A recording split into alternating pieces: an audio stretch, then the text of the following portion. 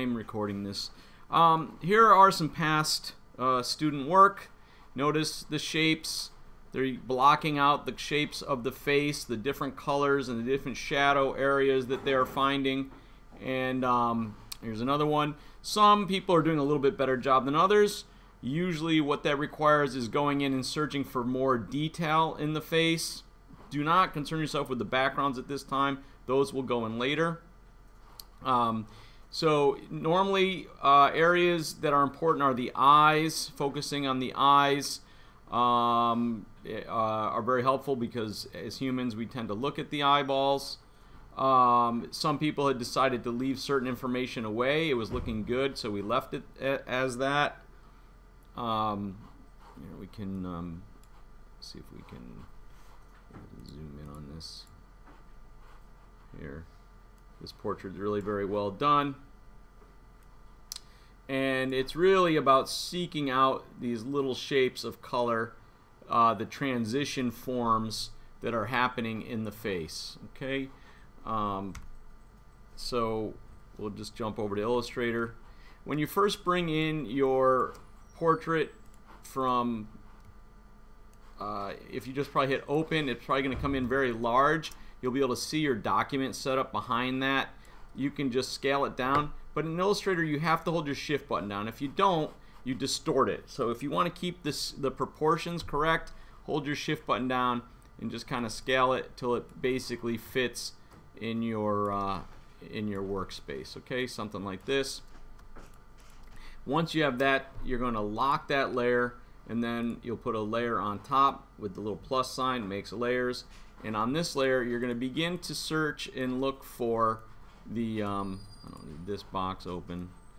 Move that over. All right, you're going to begin to look for shapes of color. Try not to think about your actual face, right? And try to think of yourself made up of shapes and colors and shadows and highlights.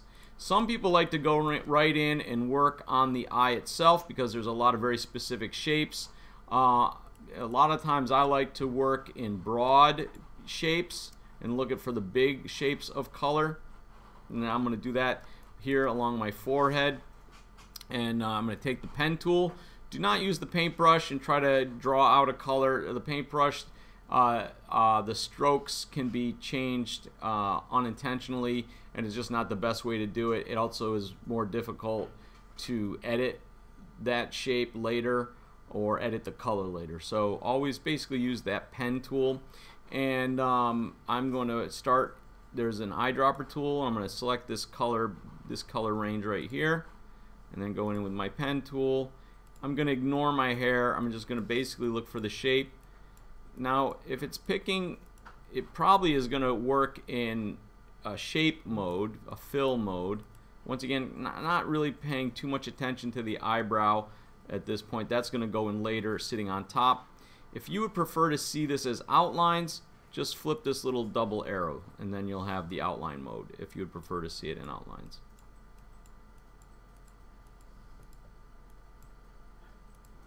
Okay, and then you can just flip it and have it as a fill. So now I'm going to look for another color here, and then back to my pen tool. In the beginning, this is not going to look like a whole lot. You can send this, transform, or not send, or arrange, send to back. So now it's behind the other shape. Okay, and then I'm going to look for another shape here, like this color.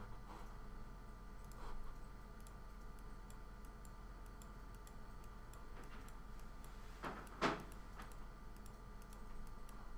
going to not care too much about this because I'm going to send it behind there. Arrange, send it back. So now it's behind that one. Get this color, pen tool. You'll be drawing a lot of shapes.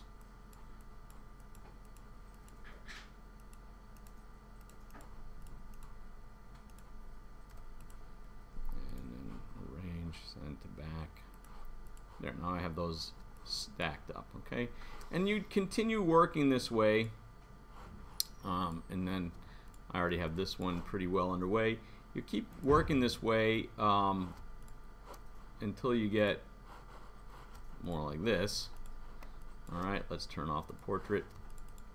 Alright, so these are all the little shapes I made. Like I said, the eyebrow came later and I put that on top. After the broad stroke of this eyebrow shape, then I started going in and making little shapes for the little bits of the hairs that are sticking out. The eyeball, you know, multiple shapes that are adding up. I like things that are on layers so that I can turn them on and off and see how it's turning out. I can look at it. What does it need? You know, I can actually put a layer on top of here. So let's take a look. If I put this on and see how this eye is looking, what does it need? I spent a lot of time on the eye, so I really don't need, doesn't really need too much. Right here, I guess. Looks like it could use a little something here, just a little sliver. So I'll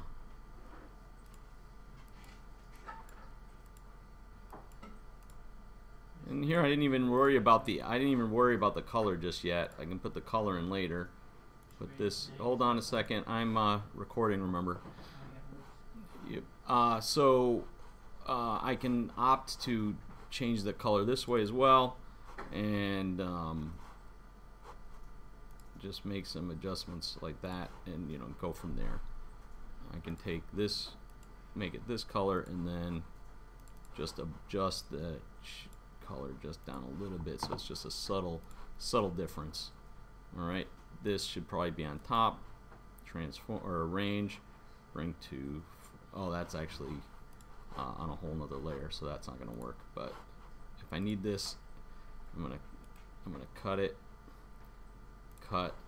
and then go to this layer and say paste in place, and then bring this up front, bring to front. All right, so that's a little quick way of how to make some adjustments.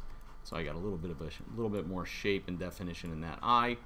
The other thing I like to do sometimes is just block out the whole shape of my head so that I can turn things off and just get a look at where things are headed. There's the different colors that are for the forehead, and if I decide in the end that those colors are off, then because they're just shapes, I can easily just edit those. So that shape seems a little bit dark for me. I'll just lighten it up. Yeah, a little bit lighter. All right, and that's really it. It's really about going in and looking for all those variations that are happening in your photo, and blocking them out. So if I'm looking here along the eye, I'll bring this shape in. But that's not just one solid shape. If I look closer, I can see there's a slight variation. So one will be a little bit darker, or one will be a little less dark, and it'll start to define, it'll start to make those shapes that you need. Hopefully you have the photos that you took are a quality photo. This one's a little pixelated and the lighting's not great, so it's a little bit harder for me to find my shapes, but I think the photos you took hopefully are better. And just that's where you want to start, and it really broad strokes are best, and then you just keep going in for more and more definition. So I went in for the wrinkles in my eye and my forehead. See those? There's a little bit of a shadow, a little bit of a highlight. So once those are there, there's a little shadow, and I'm starting to get those creases in my forehead there, and it's starting to give a much better sense of the whole portrait. You'll never see it all zoomed in. You'll see it a little bit more like this. And then all the colors begin to blend, right? Your eye, your vision just kind of starts to blend the colors together, and it becomes more convincing. All right, hope that works for you.